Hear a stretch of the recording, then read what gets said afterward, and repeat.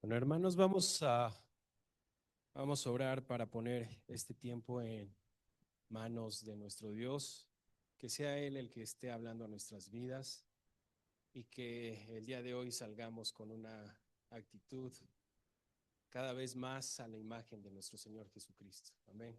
Vamos a orar. Padre bendito, te damos gracias, mi Dios, por este tiempo y esta oportunidad y el privilegio que tú nos das de estar aquí reunidos en tu nombre. Yo te pido, Señor, que sea tu Espíritu Santo el que se mueva en medio de nosotros, que tu palabra cobre vida en nuestros corazones y que pueda hacer la diferencia en nosotros, Padre Santo, que podamos dar fruto al 100 por 1, Señor, que el día de hoy seas tú, Señor, tomando el control de este tiempo y sobre todo que a través de tu palabra nos estés mostrando, Señor, lo elemental, lo esencial que nosotros necesitamos, Señor, que es tu alimento espiritual, Señor. Te pedimos que seas tú el que nos estés guiando, Señor, y que seas tú, Padre Santo, Señor, siendo glorificado en este tiempo, Señor. Te damos gracias, a ti sea la honra, la gloria y la alabanza, en el nombre de Jesús. Amén. Vamos a abrir nuestras Biblias en Romanos 3, 21 al 31.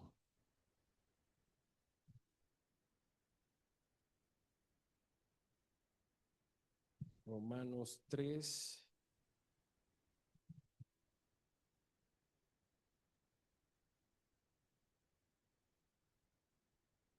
21, 31. Cuando esté ahí, diga amén. ¿Qué dice su título ahí en la Biblia?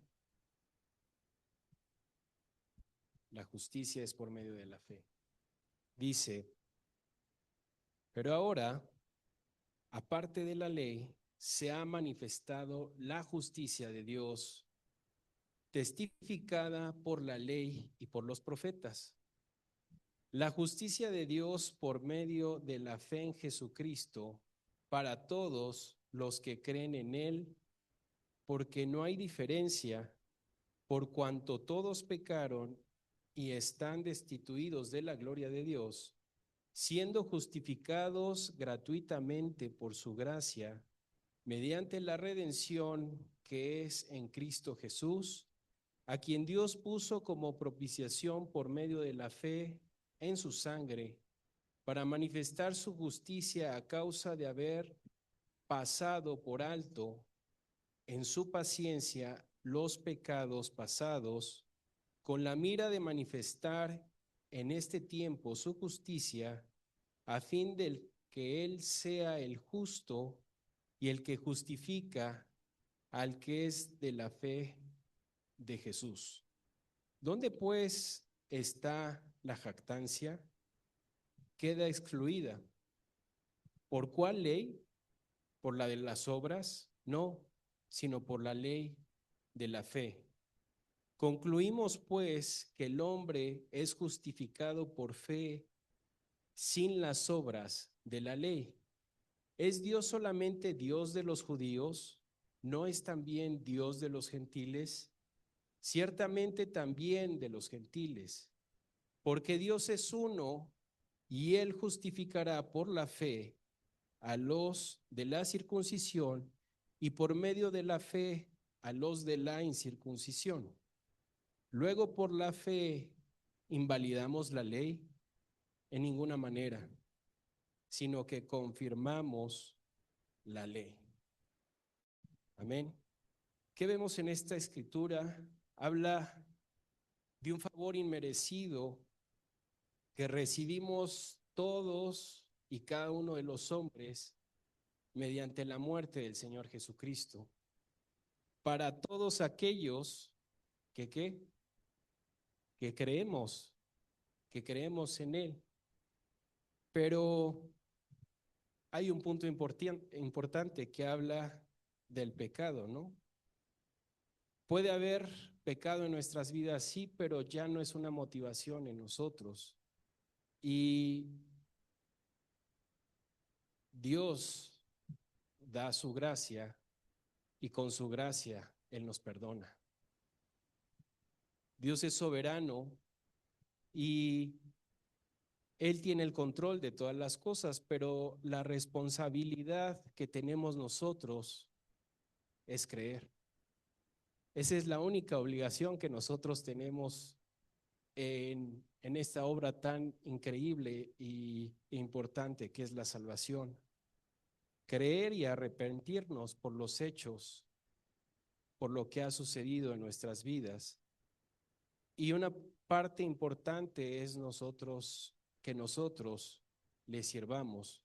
Vamos a regresar al 21 y 22.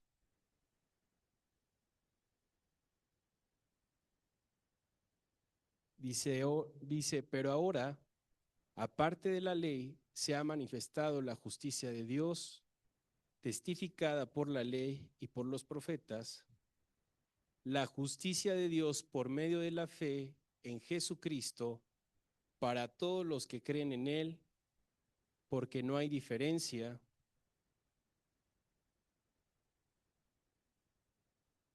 ¿Ok?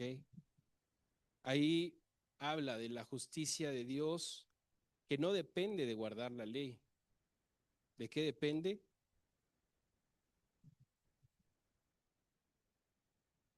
De creer.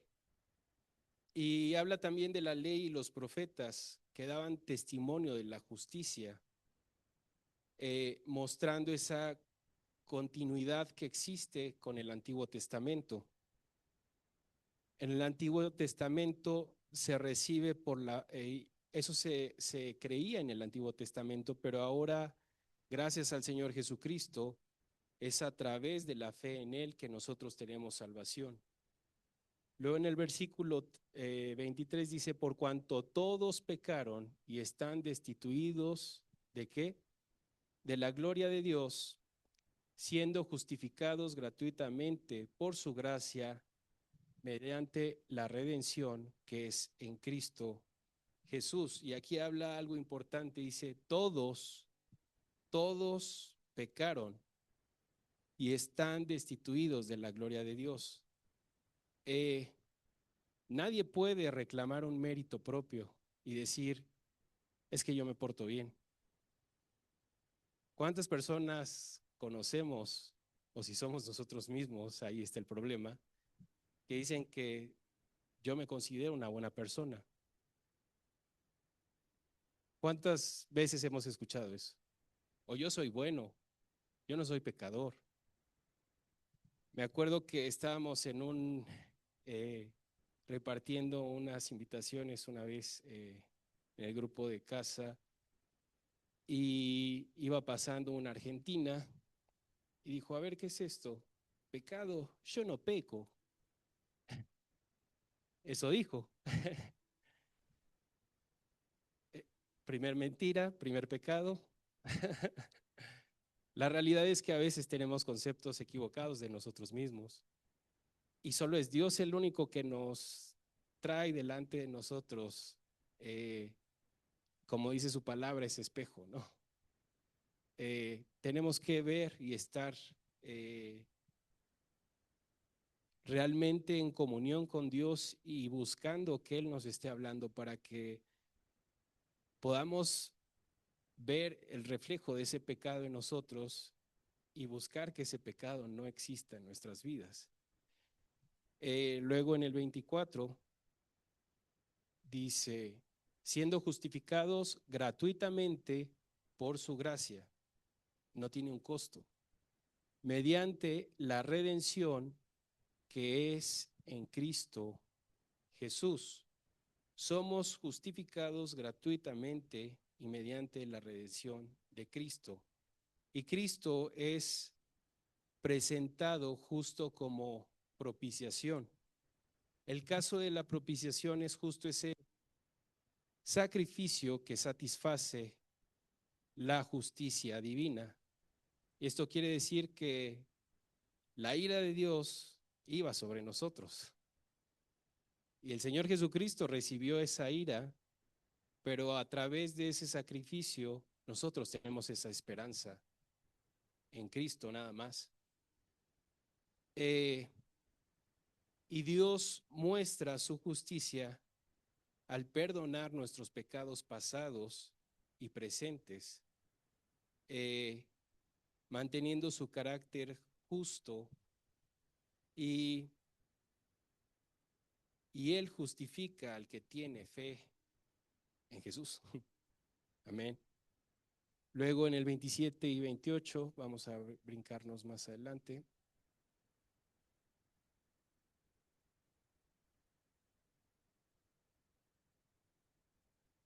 Dice, ¿dónde pues está la jactancia?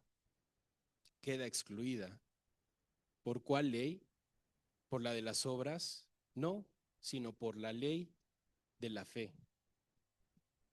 Concluimos pues, el hombre es justificado por fe sin las obras de la ley. Eh, Aquí es importante que no hay lugar para el orgullo en el humano, ¿no? La salvación no es por lo que uno pueda hacer, sino por nuestra fe en el Señor Jesucristo, y es ahí donde la gracia se muestra ante nosotros. Y justo habla más adelante, en el 29 y 30, ¿es Dios solamente Dios de los judíos? ¿No es también Dios de los gentiles? Ciertamente, también de los gentiles. Porque Dios es uno y Él justificará por la fe a los de la circuncisión y por medio de la fe a los de la incircuncisión. ¿Qué es lo que vemos aquí? Que Dios preparó a su pueblo y la salvación era para el pueblo judío, pero con la llegada del Señor Jesucristo, con el sacrificio que Él hizo en esa cruz, la salvación está abierta para todos.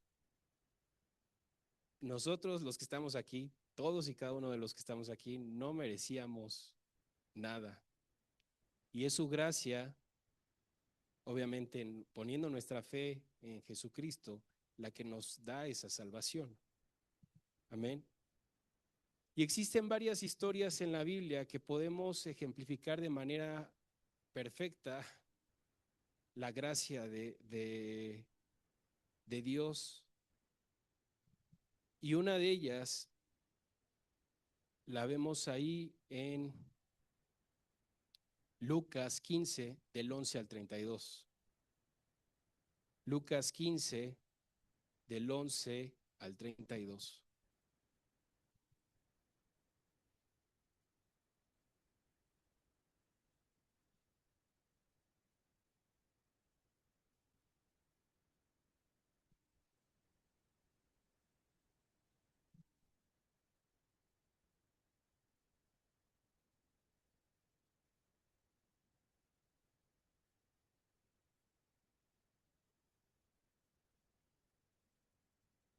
Lucas 15, 11 al 32 dice, parábola del hijo pródigo.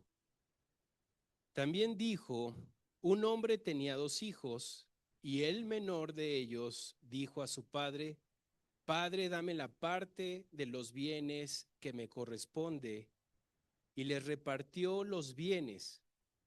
No muchos días después, juntándolo todo, el hijo menor se fue lejos a una provincia apartada y ahí desperdició sus bienes viviendo perdidamente. Aquí voy a hacer una pequeña pausa, estudiando un poco y leyendo un estudio bíblico. Menciona que en esa época el hecho de que un hijo le pidiera su herencia, bueno, también el día de hoy es una grosería, pero para ese entonces era algo inhumano prácticamente. Entonces aquí vemos un claro ejemplo de algo que para el padre hubiera sido una super deshonra, porque el hijo le estaba pidiendo lo que él creía que le correspondía y tenía que prácticamente dárselo porque era su hijo. Dice, y cuando todo lo hubo malgastado, vino una gran hambre eh, en aquella provincia. Ah, no, perdón, me salté. ¿Sí me salté? Ok. Dice, y cuando El 14 dice, y cuando todo lo había malgastado, vino una gran hambre en aquella provincia y comenzó, ¿a qué? A faltarle. Y fue y se arrimó a uno de los ciudadanos de aquella tierra, el cual le envió a su hacienda para que apacentase cerdos. Y deseaba llenar su vientre de las algarrobas que comían los cerdos, pero nadie le daba. ¿Qué condición era esta? Triste, ¿no? Ni siquiera la comida de los cerdos podía comer. Ni siquiera le quitaba a los cerdos, ¿no? Estando ahí. Dice, y deseaba llenar su vientre de las algarrobas que comían los cerdos, pero nadie le daba. Y volviendo en sí dijo, ¿cuántos jornaleros en casa de mi padre tienen abundancia de pan y yo aquí perezco de hambre? Me levantaré e iré a mi padre y le diré, Padre, he pecado contra el cielo y contra ti. Ya no soy digno de ser llamado tu hijo. Hazme como a uno de tus jornaleros. Y levantándose vino a su padre y cuando aún estaba lejos, lo vio su padre y fue movido a misericordia y corrió y se echó sobre su cuello y le besó y le dijo, Padre, he pecado contra el cielo y contra ti y ya no soy digno de ser llamado tu hijo. Pero el padre dijo a su siervo, sacad el mejor vestido y vestidle y poned un anillo en su mano y calzado en sus pies y traed el becerro gordo y matadlo y comamos y hagamos fiesta, porque este mi hijo muerto era y ha revivido, se había perdido y es hallado. Y comenzaron a regocijarse y su hijo mayor estaba en el campo cuando vino y llegó cerca de la casa, oyó la música y las danzas y llamando a uno de los criados le preguntó qué era aquello. Él le dijo, tu hermano ha venido y tu padre ha hecho matar el becerro gordo por haber recibido bueno, haberle recibido bueno y sano. Entonces se enojó y no quería entrar. Salía por tanto su padre y le rogaba que entrase. Mas él respondiendo dijo al padre, he aquí, tantos años te sirvo, no habiéndote desobedecido jamás, y nunca me has dado ni un cabrito para gozarme con mis amigos. Pero cuando vino este tu hijo, que ha consumido tus bienes con rameras, has hecho matar para él el becerro gordo. Él entonces le dijo, hijo, tú siempre estás conmigo y todas mis cosas son tuyas, mas era necesario hacer fiesta y regocijarnos, porque este tu hermano, que era muerto y ha revivido, se había perdido y es hallado. ¿Qué vemos aquí en esta historia? Podemos dividirla en varios puntos. El primero vemos el pecado en el hijo. El hijo menor le pide a su padre la herencia que le corresponde y el padre, en lugar de castigarlo, ¿qué fue lo que hizo? Le entregó lo que le correspondía. El joven lo malgasta todo y termina en la miseria absoluta. ¿Qué pasa después? Hay un arrepentimiento. La fe y el arrepentimiento. Cuando él decide volver, no lo hace esperando volver a ser su hijo. ¿Qué es lo que quería hacer? Jornalero. No esperaba y ni pensaba en su mente el tener el mismo puesto que había tenido cuando él se retiró. Eh, y él sabía que había perdido sus derechos por todo lo que había hecho. Su plan era pedir trabajo como un jornalero y en ese entonces como un esclavo.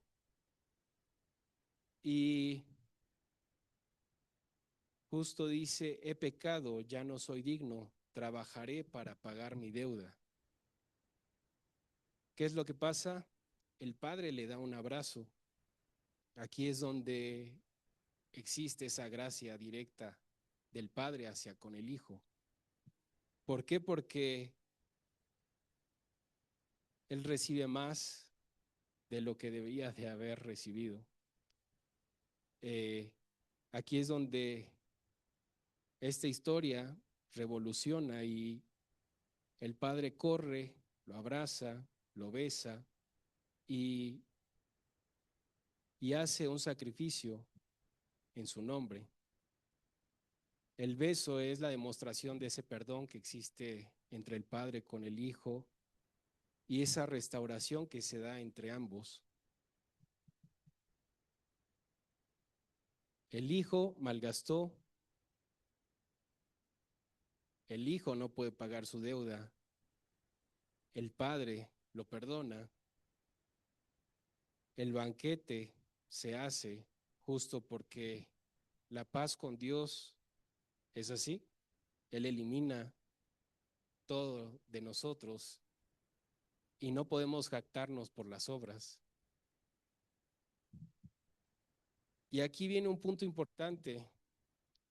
A veces podemos actuar como el hermano mayor.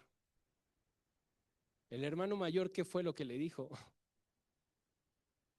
Yo hice esto, yo he estado aquí, siempre te he servido. ¿Y cuántos pueden decir el día de hoy eso? La actitud del hermano mayor es exactamente el ejemplo de las personas que creen que por las obras que hacen son salvos, cuando la realidad es que el versículo que leíamos con anterioridad, que está ahí en Romanos, nos demuestra que no por hechos nosotros somos salvos, pero hay un punto importante que dice al final en el 31, dice, luego, por la fe, invalidamos la ley en ninguna manera, sino que confirmamos la ley. ¿Y qué quiero decir esto? Que si bien no por lo que hagamos somos salvos, cuando Dios nos salva, hay una evidencia de no seguir pecando y de no querer seguir pecando. ¿Ustedes se imaginan a este joven que malgastó todo, al hijo que malgastó todo, volviendo a hacer lo mismo? No, porque hubo un arrepentimiento, porque hubo una situación en su vida donde quizás tocó fondo, donde quizás tuvo esa oportunidad de valorar lo que tenía. Y en muchas ocasiones nosotros no valoramos lo que tenemos y lo que Dios nos da. La gracia de Dios es algo que que es sin ningún esfuerzo, que Él nos lo está dando. Y hoy tenemos esa oportunidad de pensar nosotros en qué situación estamos. Si estamos creyendo verdaderamente en ese milagro que Dios ha hecho en nuestras vidas, o estamos dudando verdaderamente si somos salvos, porque tenemos que creer en lo que Dios ha hecho en nosotros. Y si hoy tú estás dudando o quieres acercarte a Dios para reforzar esta parte, yo creo que es importante. Hay una frase que leí de Billy Graham y creo que ejemplifica muy bien esto. Dice, yo no estaba en el Edén y heredé la culpa, pero tampoco estaba en el Calvario y heredé la gracia. Hoy nosotros, a través de nuestra fe en Jesucristo, podemos y tenemos esa oportunidad, si es que no lo hemos hecho, de heredar esa gracia. Nosotros no estuvimos en esa cruz, pero si ponemos nuestra fe en esa cruz, va a hacer la diferencia en nuestras vidas. Y existen otras historias, yo solo quiero concluir con una, donde la gracia de Dios se extiende hacia la vida de las personas, pero a veces hay duda y esa duda nos lleva a un desenlace que no es el que Dios esperaba para nosotros. Vamos a leer Génesis 19, del 1 en adelante. Génesis 19.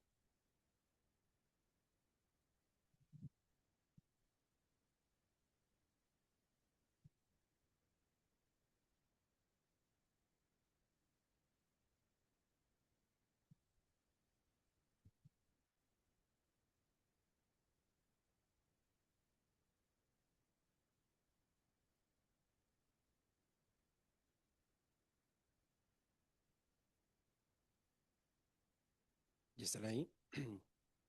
Dice, llegando pues los dos ángeles a Sodoma, vamos a llegar nada más hasta el 26. Llegaron pues los dos ángeles a Sodoma a la caída de la tarde, y Lot estaba sentado a la puerta de Sodoma, y viéndolos Lot se levantó a recibirlos y se inclinó hacia el suelo. Y dijo, ahora mis señores, os ruego que vengáis a casa de vuestro siervo y os hospedéis y lavaréis vuestros pies, y por la mañana os levantaréis y seguiréis vuestro camino. Y ellos respondieron, no, que en la calle nos quedaremos esta noche. Mas él porfió con ellos mucho, y fueron con él y entraron en su casa, y les hizo banquete y coció panes sin levadura y comieron.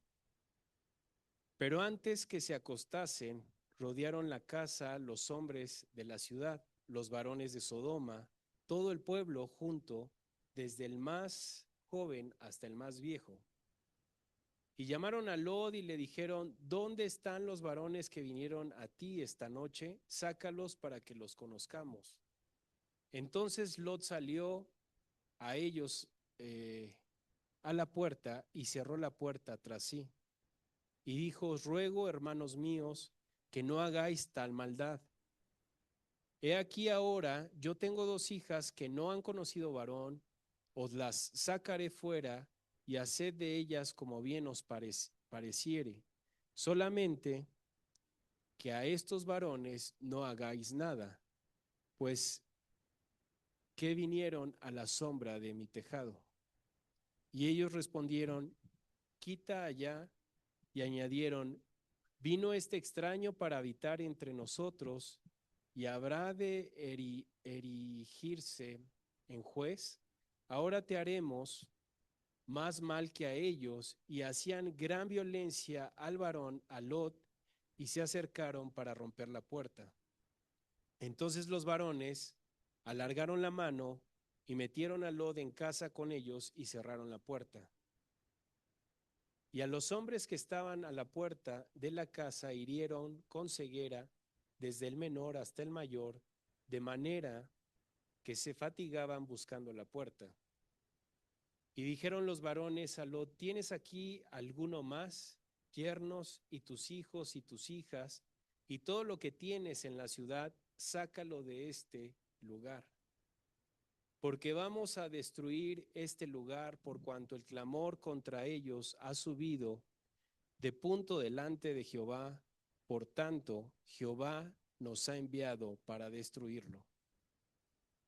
Entonces salió Lot y habló a sus yernos, los que habían de tomar sus hijas, y les dijo, levantaos, salid de este lugar, porque Jehová va a destruir esta ciudad. Mas pareció a sus yernos como que se burlaba.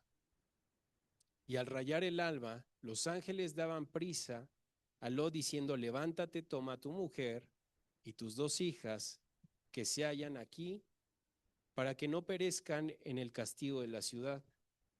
Y deteniéndose él, los varones asieron de su mano y de la mano de su mujer y de las manos de sus dos hijas, según la misericordia, de Jehová para con él, y los sacaron y los pusieron fuera de la ciudad.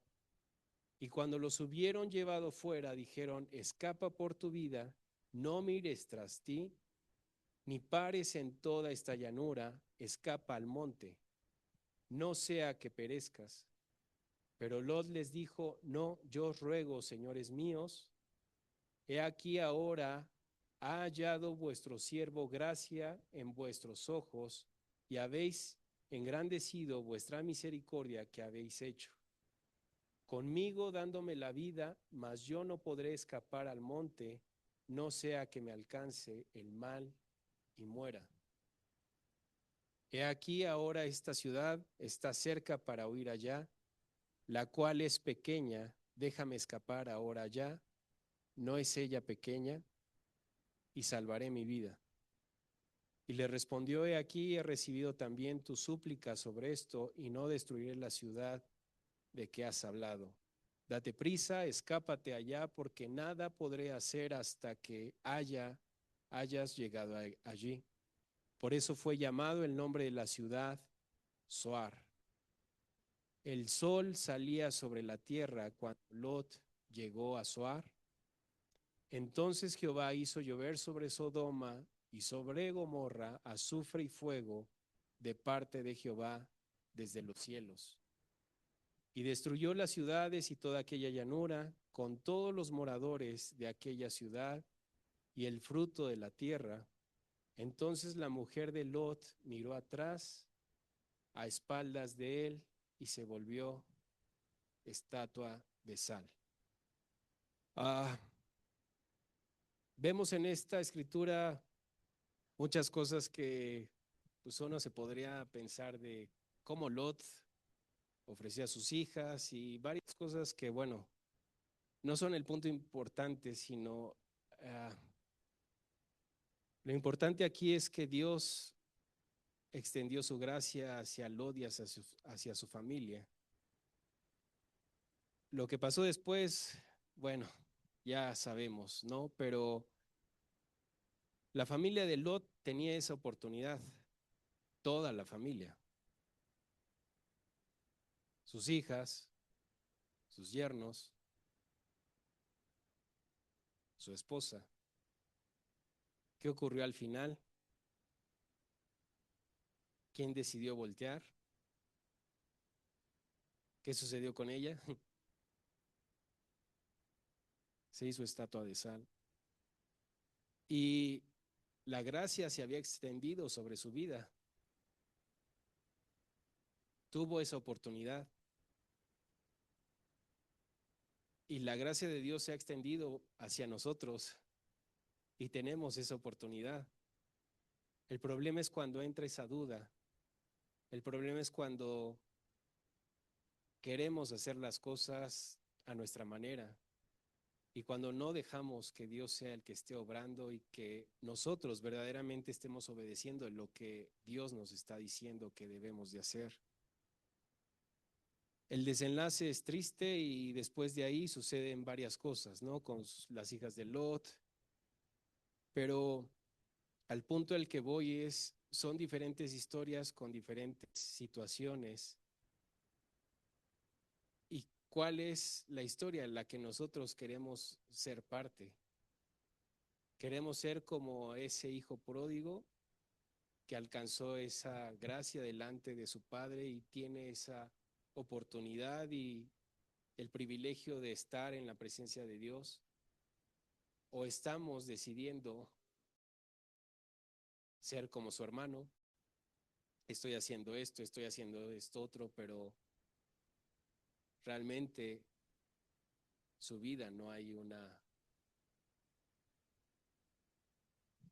evidencia de Dios.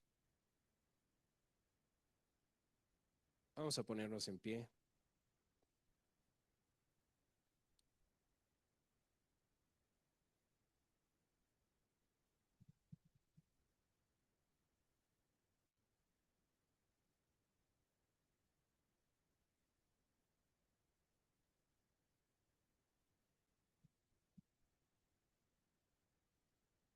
En la Biblia vemos muchos ejemplos de la gracia de Dios. incluso de gente que no merecía la salvación. Vemos el caso de Rahab la ramera. ¿Cuál era el objetivo de los espías? Acabar con todos, ¿no? Pero bueno, llevarse información. ¿Y lo que sucedió? Rahab halló gracia delante de ellos. Rahab alcanzó gracia y a través de Rahab sucedieron varias cosas. Y a través de Rahab está la descendencia del Señor Jesucristo. El Señor Jesucristo viene de parte de Rahab. Varias generaciones, pero viene de ella. Y uno se podría preguntar, ¿que el rey no tendría que haber llegado de un lugar de mayor privilegio, de mayor prestigio? No, Dios es así. De lo vil, de lo menospreciado, escogió Dios. Y hoy podemos pensar o tener un concepto erróneo de nosotros mismos. Hoy podemos estar aquí, necesitamos buscar de la presencia de Dios para poder estar en sintonía y sobre todo creer en esa obra que Dios ha hecho, que a través de su gracia, de la fe, de nuestra fe en el Señor Jesucristo, nosotros podemos ser salvos. Si hay duda en nosotros, hoy es una oportunidad que tenemos de venir delante de Dios y decir: Dios, ayúdame a perseverar, ayúdame a que el pecado no sea el que gobierne mi vida y sobre todo, como leíamos en el último versículo del libro de Romanos, que nuestras obras no, dice, luego por la fe invalidamos la ley, que nosotros no estemos invalidando la ley. Que a través de la salvación identifiquemos que necesitamos vivir en santidad delante de Dios y que busquemos cada día más y más. No estoy diciendo que tengamos que hacer muchas obras para ser salvos, sino que una vez nosotros siendo salvos, tenemos que cambiar nuestra actitud. Y esa es una evidencia de la salvación en nosotros. Amén. En lo que mis hermanos tocan una alabanza, yo quiero hacer un llamado a todos los que estamos aquí